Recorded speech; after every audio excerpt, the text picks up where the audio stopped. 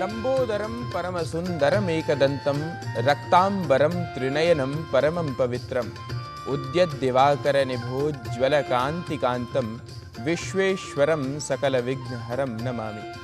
भारत के ज्ञान से, भारतीय परंपराओं से, भारतीयता के भाव से परिपूर्ण डीडी न्यूज के इस विशेष कार्यक्रम सुप्रभातम में आप सभी का स्वागत, वंदन और अभिनंदन। कार्यक्रम में आपके साथ मैं हूं गवीश द्विवेदी।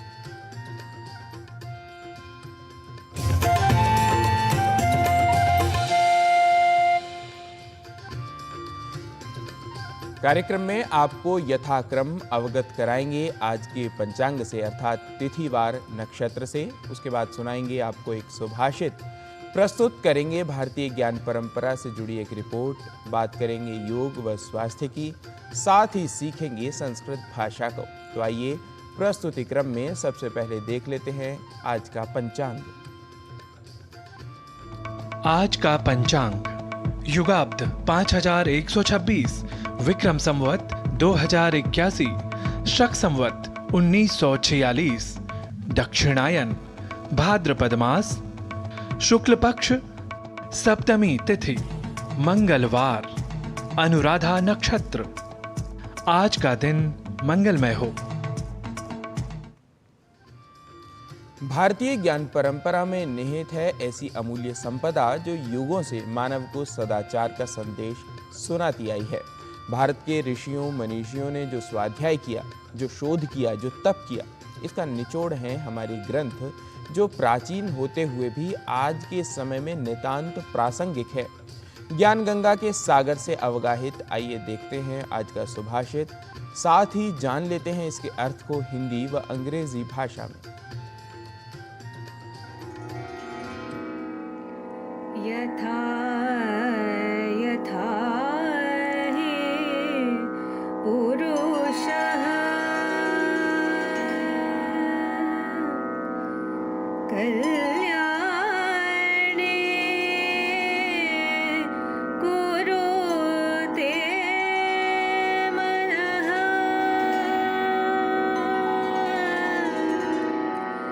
तथा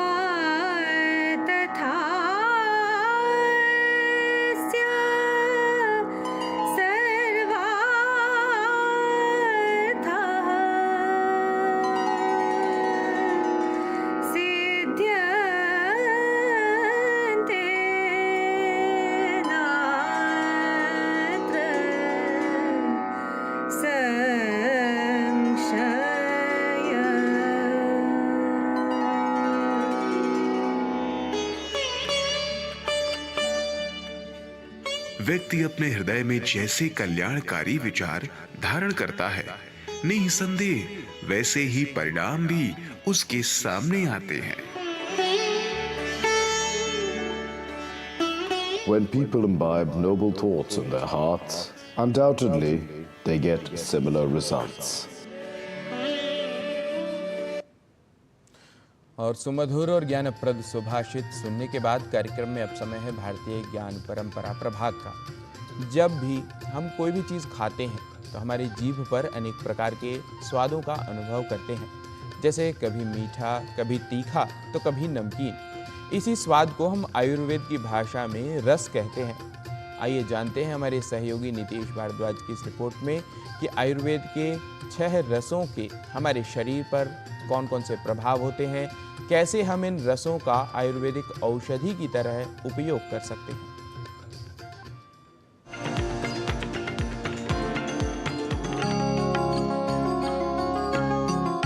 भारतीय ज्ञान परंपरा में चिकित्सा विज्ञान की महती भूमिका रही है। आयुर्वेद एक प्राचीन भारतीय वैज्ञानिक चिकित्सा पद्धति है जिसका उद्देश्य व्यक्ति के शारीरिक, मानसिक और आध्यात्मिक अस्तित्व को संतुलित रखना है। बात करें यदि आचार्य वाग्भट्ट के अष्टांग हृदय ग्रंथ की, तो इसमें सौंदर्य, सरलता और प्रायोगिकता के साथ विभिन्न रोगों के निदान और चिकित्सा के बारे में विस्तार से वर्णन किया गया है। और आज हम बात कर रहे हैं इसी अष्टांग हृदय ग्रंथ में वर्णित षड रसों के विषय में। वस्तुतः शरीर की 7 धातुएं होती हैं। रसाश्रेंग मांस मेदोस्थि मज्ज शुक्राणि धातवः, अर्थात रस, रक्त, मांस, मेद, मज्जा तथा शुक्र। दोष अपनी विकृत अवस्था में शरीर की इन धातुओं को दूषित करते हैं। यही कारण है कि इन्हें दोष की संज्ञा दी गई है। शरीर में जो 3 दोष होते हैं जो मुख्य स्वरूप से व्याधि के कारण होते हैं, उनका नाम है वात, पित्त, कफ। इनको दोष इसलिए कहा जाता है क्योंकि ये शरीर के अन्य घटक जैसे धातुएं हैं उनको दूषित करके व्याधि की उत्पत्ति में मुख्य भूमिका निभाते हैं। ये सभी दोष और धातु आदि अपने अनुकूल स्वभाव वाले आहार से बढ़ते हैं तथा विपरीत गुण वाले आहार विहार से क्षय को प्राप्त होते हैं। वाग्भट्ट बताते हैं कि सभी भौतिक द्रव्यों में 6 प्रकार के रस होते हैं। षड रसों का जो नाम है वो मधुर यानी मीठा, अम्ल यानी खट्टा, लवण यानी नमकीन और कटु यानी तीखा, तिक्त यानी कड़वा, कषाय यानी कसेला। इन 6 रसों से मिलित भोजन करने से हम आरोग्यवान बन सकते हैं।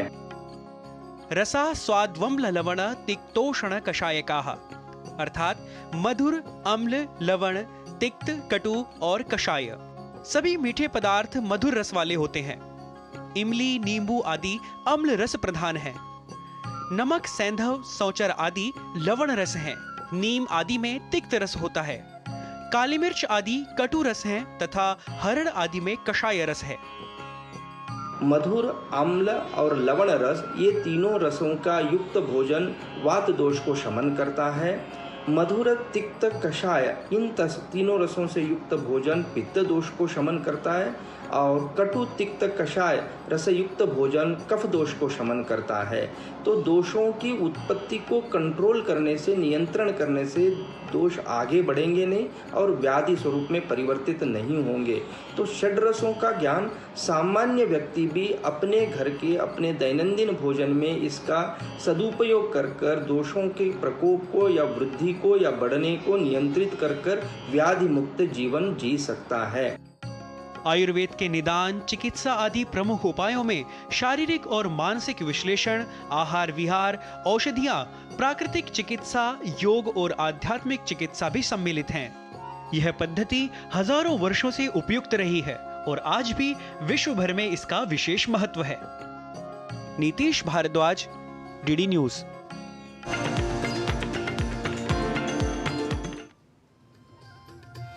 तो आयुर्वेद के षड्रसों के बारे में विस्तार से जानने के बाद अब बढ़ते हैं कार्यक्रम में आगे। मस्तिष्क के विकास के लिए सही और पूर्ण पोषण का विशेष महत्व होता है। मस्तिष्क विकास के लिए आहार में कौन कौन से पोषक तत्वों की आवश्यकता होती है और कौन सी मस्तिष्क की गंभीर बीमारियों के खतरे को कम करता है सही व पर्याप्त पोषण। आइए जानते हैं स्वास्थ्य प्रभाग में हमारी सहयोगिनी किरण भारद्वाज की इस रिपोर्ट के माध्यम से।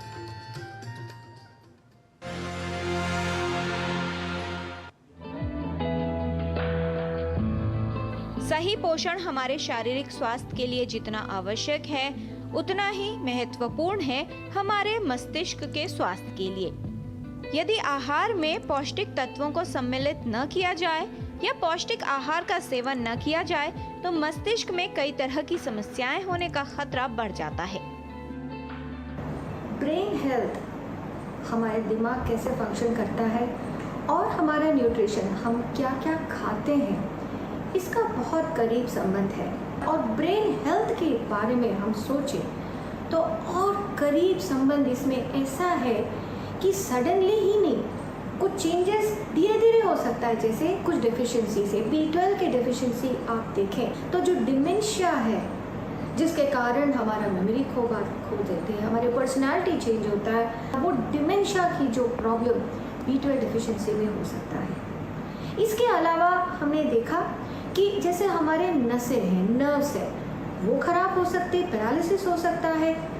और विटामिन B12 ही नहीं, बहुत सारे ऐसे विटामिन है, विटामिन D है और विटामिन C के साथ आपको पता है कि हमारी इम्यूनिटी कम हो जाती है अगर उसकी डेफिशिएंसी हुआ। उसके दौरान कई तरह की इन्फेक्शंस हो सकती है, इन्फेक्शंस ब्रेन में भी हो सकता है। मस्तिष्क में कई अलग अलग भाग होते हैं जो सुनने, चलने से लेकर समस्या समाधान और हम कैसा महसूस करते हैं, इन सभी क्रियाओं को नियंत्रित करते हैं। मस्तिष्क स्वस्थ और बीमारियों से सुरक्षित रहे, इसके लिए अपने आहार पर विशेष ध्यान देना जरूरी है। स्वस्थ मस्तिष्क के विकास को बढ़ावा देने का कार्य गर्भावस्था से पहले ही शुरू हो जाना चाहिए।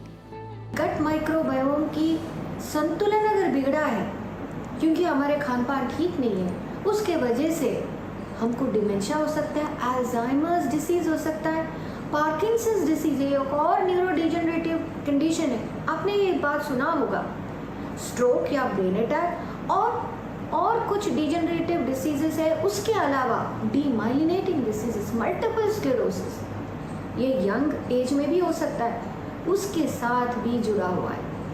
और ये साबित हो रहा है कि जो गट माइक्रोबायोम की वजह से बॉडी के अलावा ब्रेन और ब्रेन हेल्थ में भी बहुत प्रभाव हो सकता है। अच्छे खाने से अच्छे स्वस्थ रह सकता है, and that would be our motive. मस्तिष्क के समुचित विकास के लिए एक मजबूत नींव की आवश्यकता होती है, जो पोषण द्वारा बनती है। बचपन से ही स्वस्थ मस्तिष्क का विकास और सही देखभाल पोषण पर निर्भर करता है। शरीर और मस्तिष्क के लिए पोषण और देखभाल आवश्यक है, जिससे मस्तिष्क का विकास ठीक हो और आने वाले समय में बीमारियों का खतरा कम हो। यदि आप अपने मस्तिष्क को स्वस्थ रखना चाहते हैं तो पौष्टिक आहार का सेवन अवश्य करें। किरण भारद्वाज, डीडी न्यूज।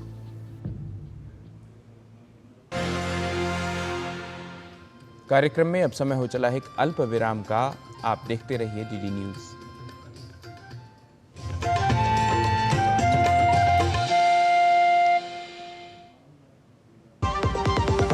तड़के वाली, भोली भाली, मेहनत वाली, असली तड़के वाली, ये तो बड़ी समझदार, बड़ी होशियार, MDH की सही टेस्ट का असली test, MDH ginger garlic paste. सुरक्षा की गारंटी हर चीज में जरूरी है, चाहे वो मुश्किल स्टंट हो या अच्छी फसल। इसीलिए ले आइए IIL के ट्रैक्टर ब्रांड का शिनबा, जो देता है सुंडी और ट्रिप से सुरक्षा की गारंटी। सोना सिर्फ गहना नहीं होता, कभी पुश्तैनी पहचान तो कभी प्यारी सी याद होती है। लाइफ में आगे बढ़ने के लिए उसी सोने से गोल्ड लोन लेने का फैसला समझदारी का होता है। मुथूट फाइनेंस ये बात समझते हैं, इसीलिए वो ईमानदारी, सच्चाई और आपके विश्वास को सबसे बढ़कर मानते हैं। मुथूट फाइनेंस, सदियों का भरोसा हमेशा के लिए। तो गोल्ड लोन के लिए कॉल करें 1-800-313-1212। आपके घर के खाने में रेस्टोरेंट जैसा स्वाद ले आए MDH का शाही पनीर मसाला। पनीर को क्या मस्त बना डाला।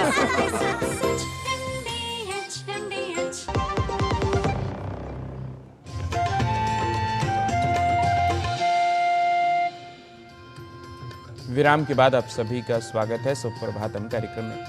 निष्क्रिय जीवन शैली स्वास्थ्य के लिए हानिकारक है। अधिक देर तक बैठे रहना स्वास्थ्य समस्याओं की संभावना को बढ़ाता है। अधिक देर तक यदि बैठना भी हो तो कुछ देर का विराम और योग सहायक होते हैं। इस स्थिति में कौन कौन से हम आसन कर सकते हैं, आइए देखते हैं अपने इस योग प्रभाग में। आजकल लंबे समय तक स्क्रीन के सामने बैठकर काम करने वाले लोगों की बहुतायत है, जिसकी वजह से उनके पीठ में, कंधों में, गर्दन में अकड़न बढ़ जाती है, दर्द रहने लगता है। योग के कुछ आसन हैं जो ऊपरी भाग को रिलैक्स करने में, यहाँ की स्ट्रेंथ को बढ़ाने में हमारी मदद कर सकते हैं। आइए जानते हैं आज कुछ ऐसे ही आसन।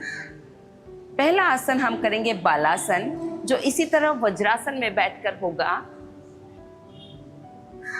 आराम से वज्रासन में बैठ जाएंगे और धीरे से अपर बॉडी को झुका लेंगे और हाथों को रख देंगे साइड में और आराम करेंगे। ये आरामदायक पोस्चर शरीर की अकड़न को खोलता है और तनाव और थकान को दूर करता है। धीरे से वापस आएंगे।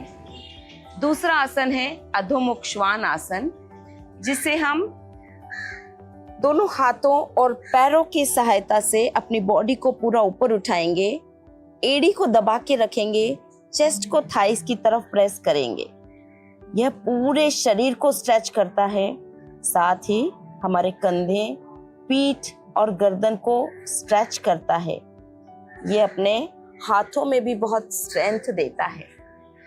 ऑफिस में काम करते समय कंधों को कभी कभी पीछे स्क्रॉल कर लिया करें, दोनों उंगलियों को फंसाकर पीछे स्ट्रेच कर लिया करें। ये सब करने से आपका पोस्चर भी सुधरेगा और लंबे समय तक जो आप बैठकर काम करते हैं उसमें जो दर्द और अकड़न होती है उसमें निश्चित रूप से आराम मिलेगा। आइए आगे जानते हैं कुछ प्रैक्टिकल टिप्स गुरु माँ डॉक्टर हंसा जी योगेंद्र से। नमस्कार।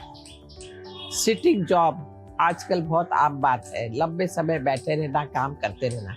अब हमें चाहिए कि हम बिल्कुल शेड्यूल हमारा फिक्स करें कि कितना टाइम हम काम करेंगे, कितना टाइम खुद के लिए निकालेंगे। ये जब क्लियर हो जाता है तो बहुत अच्छा रहता है। काम करते वक्त भी थोड़ी सी जागरूकता बढ़ाइए कि हर 20 मिनट में थोड़ी देर के लिए कोई दूर की चीज़ देख ली, हर 20 मिनट में आंखों को ही झपका लिया, हर 20 मिनट में उठकर और थोड़ा सा चल के आ गए, अपनी ही जगह खड़े होके भी थोड़ा काम कर लिया अगर एडजस्टेबल टेबल हो तो ये सब तरीके हैं अपने आप का ध्यान रखते हुए भी काम करना। खाने में ध्यान रखिए कि आपके खाने में नट्स डेफिनेटली हो, सीड्स हो, और इनसे बॉडी का बैलेंस बना रहेगा।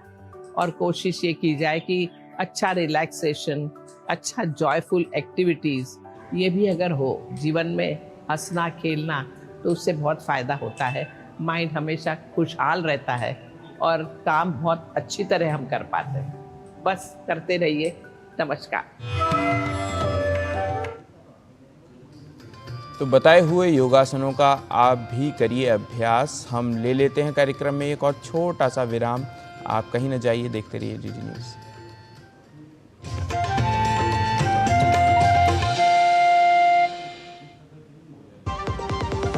दादी के हाथों का जादू और खुशबू से महकता घर। MDH गरम मसाला, असली मसालों से भरा हूँ मैं, क्योंकि हर रिश्ता है स्वाद से जुड़ा।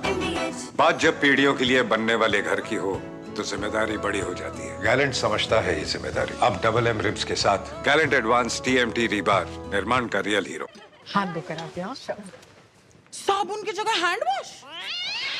मोहन का प्रमोशन हो गया क्या? सैवलॉन हैंड वॉश तो हमारा रोज का है। सिर्फ 10 रुपए में 200 ml हैंड वॉश बनाओ। Savlon powder to gel hand wash, germ से बचाए, शान बढ़ाए।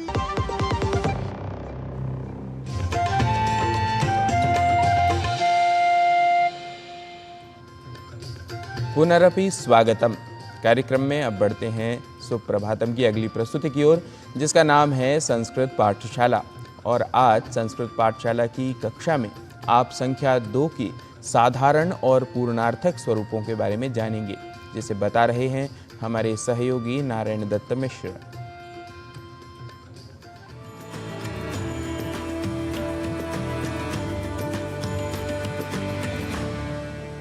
नमः संस्कृत प्रियेभ्यः सर्वेभ्यः संस्कृत पाठशालायाः अभिनवायां कक्षायां समेषां स्वागतं करोमि अहं नारायण दत्त मिश्रः। संस्कृत की कक्षा में संख्याओं के साधारण और पूर्णार्थक स्वरूपों को जानने की श्रृंखला में आज संख्या 2 के संस्कृत प्रयोगों को अच्छे तरीके से जान लेते हैं।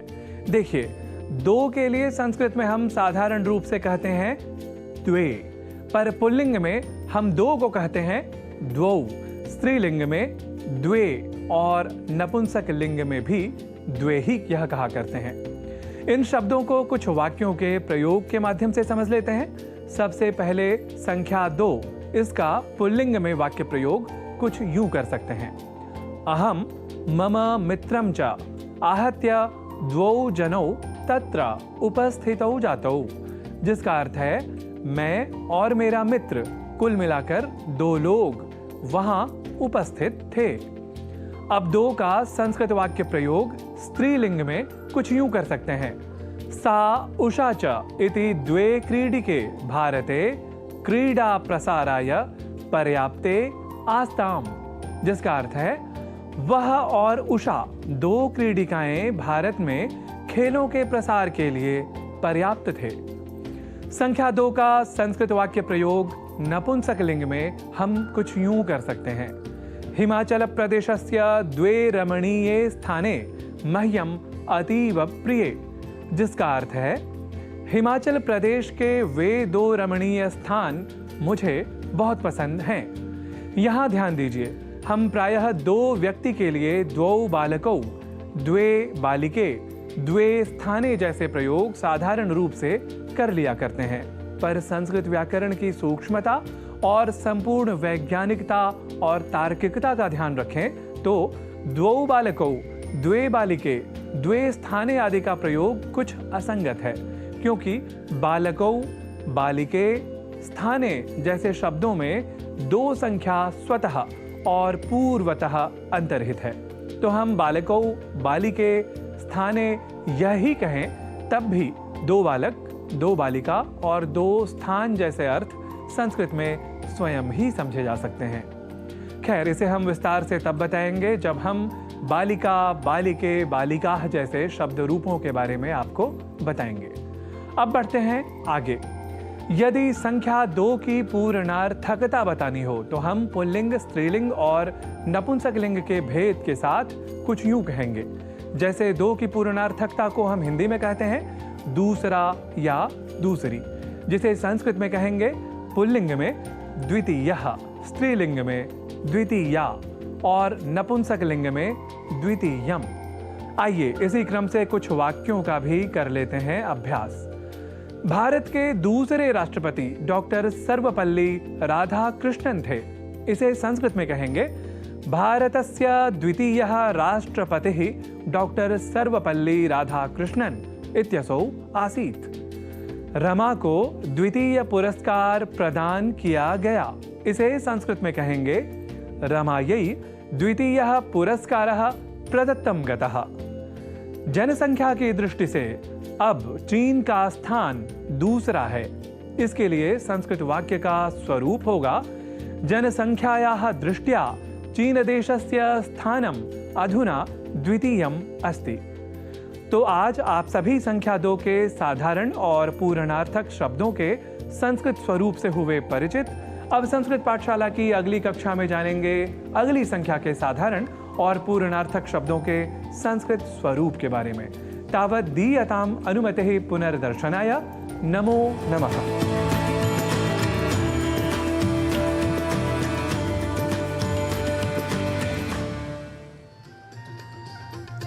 प्रभात और सुप्रभात का हर एक क्षण प्रेरणा है।